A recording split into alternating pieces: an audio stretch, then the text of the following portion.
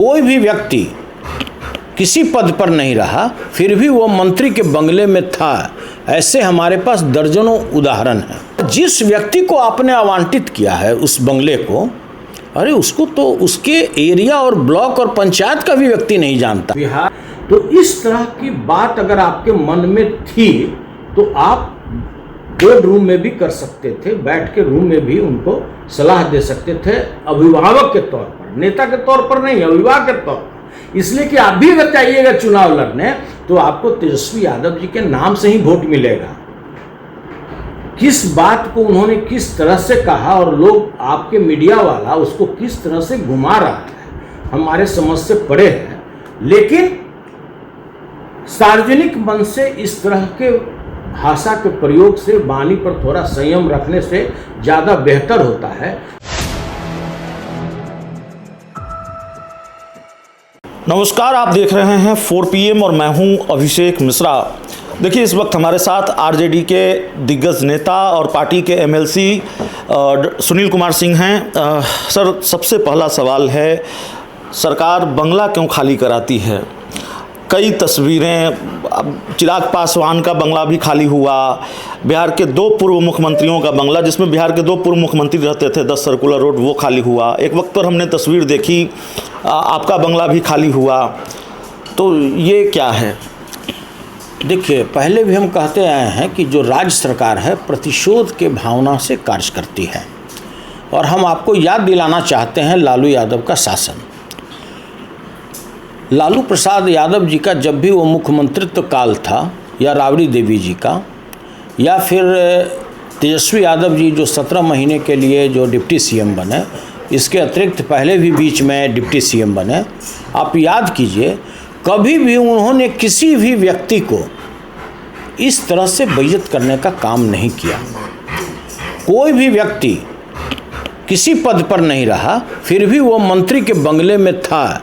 ऐसे हमारे पास दर्जनों उदाहरण हैं।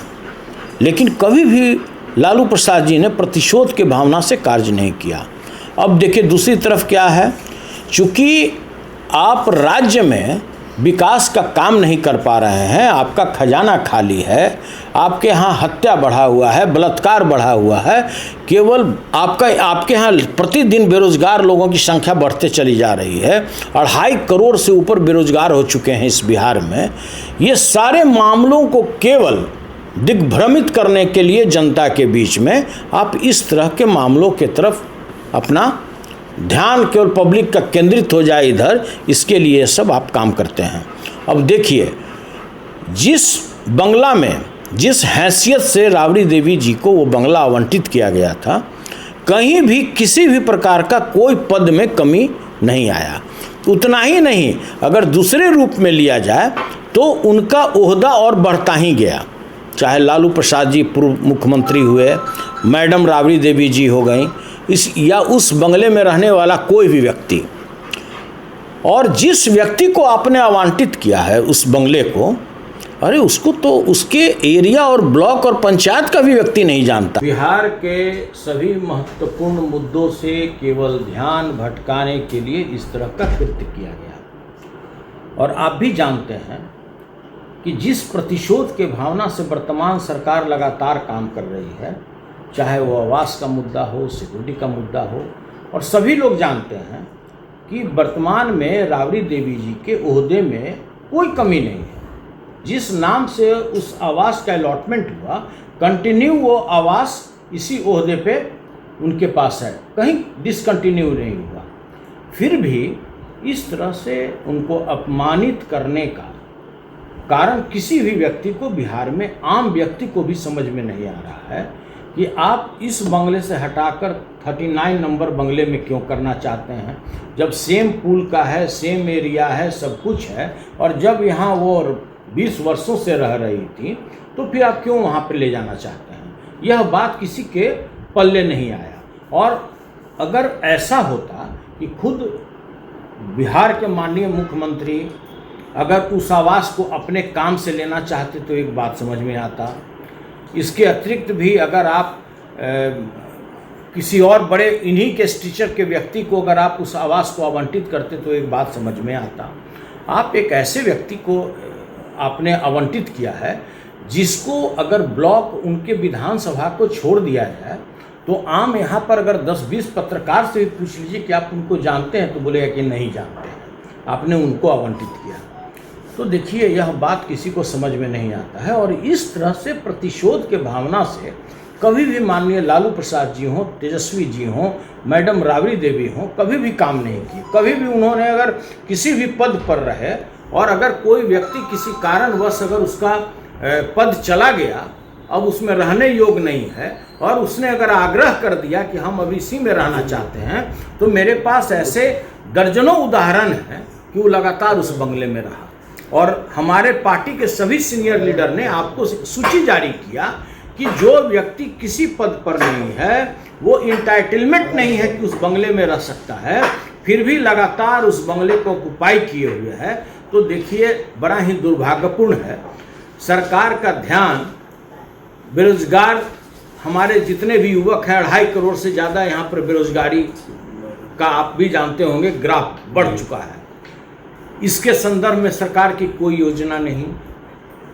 किस तरह से आपने खजाना खाली कर दिया, जिसके कारण आपको कंटीजेंसी फंड से भी 3662 करोड़ रुपये निकाल करके पेंशन के लिए देना पड़ा। इससे भी कोई दुर्भाग्यपूर्ण स्थिति होता है। जिस स्टेट का जो बजट है उसका साइज 3,47,000 करोड़ रुपया हो और वित्तीय वर्ष के प्रथम महीने में भी उसको कंटीजेंसी फंड से निकाल करके पेंशन देना पड़े, तो इससे भी कोई दुर्भाग्यपूर्ण स्थिति हो सकता है इस राज्य के लिए। ये साफ दिखाता है कि आप आर्थिक रूप से पूरे खोखले हो चुके हैं, आपका खजाना खाली हो चुका। जो चुनाव आप जीतने के लिए जिस गलत तरीके से आपने 41,000 करोड़ रुपया 1,81,00,000 महिलाओं को आपने बांटा है, 1,81,00,000 महिलाओं को 10-10 हज़ार रुपये मुहर लगा करके आपने रिश्वत बांट दिया। इसके चलते बिहार आज बदहाल हो गया। तो हम लोग भी जानना चाहते हैं आपके माध्यम से राज्य सरकार से कि भाई जो आपने गत चुनाव में आपने वादा किया था सभी महिलाओं से कि अभी हम 10,000 रुपया आपको दे रहे हैं और जैसे ही चुनाव खत्म होगा सरकार आपको 1,90,000 आपके खाते में भेजेगी, तो हम जानना चाहते हैं सरकार से कि वो पैसा आप उसके खाते में कब भेज रहे हैं। पूरे बिहार में जिस तरह का व्यापक भ्रष्टाचार है, कोई ऐसा ब्लॉक, अनुमंडल और जिला नहीं है जहां पर बगैर रिश्वत कोई काम होता है। कहीं भी आप चले जाइए, बगैर रिश्वत काम नहीं होता है। इस कैसे सुधार लाया जाएगा, इस दृष्टि में आपका कोई भी योजना नहीं है।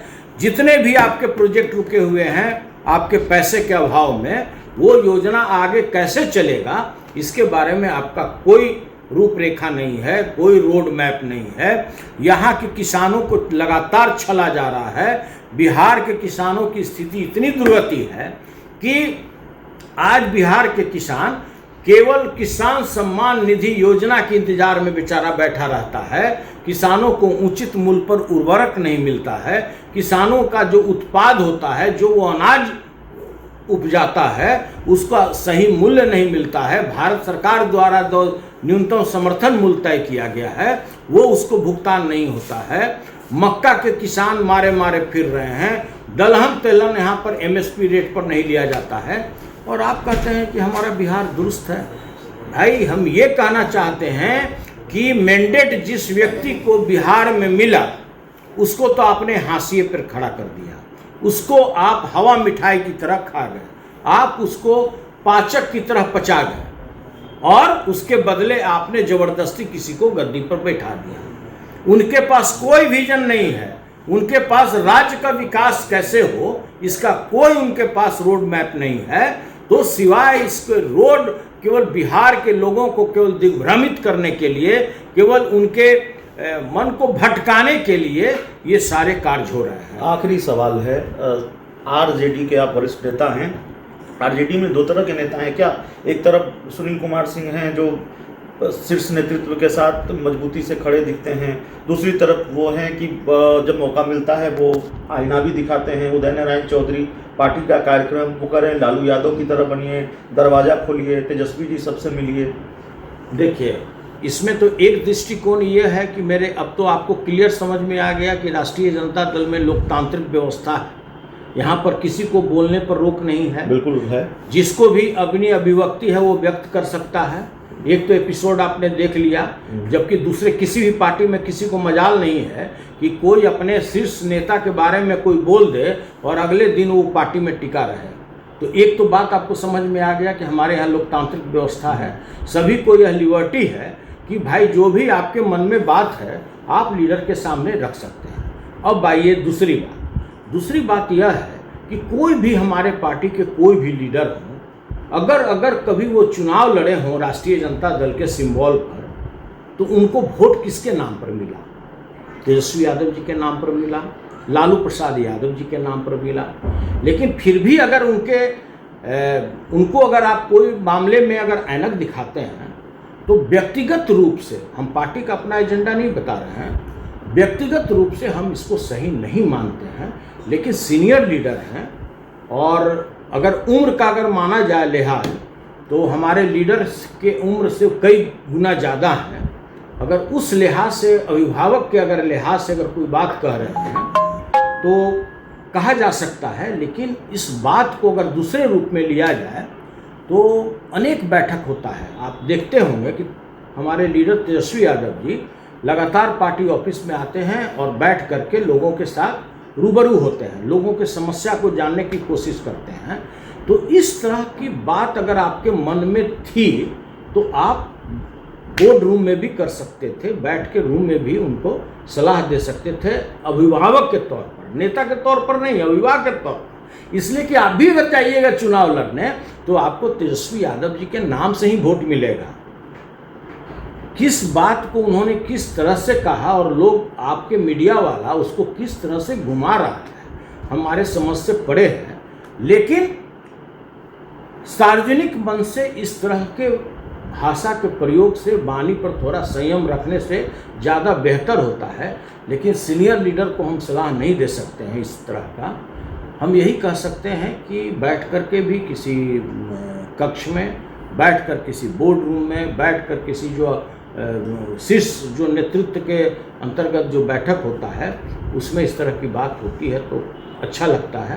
लेकिन चलिए, कोई मामला नहीं है। बस आप यही समझिए कि राष्ट्रीय जनता दल ही एकमात्र ऐसी पार्टी है जहां लोकतांत्रिक व्यवस्था कायम है। वहां कोई भी व्यक्ति अपने नेता के समक्ष अपने किसी भी जो अभिव्यक्ति है उसको वो उनके समक्ष रख सकता है, और इसका यह जीवंत उदाहरण।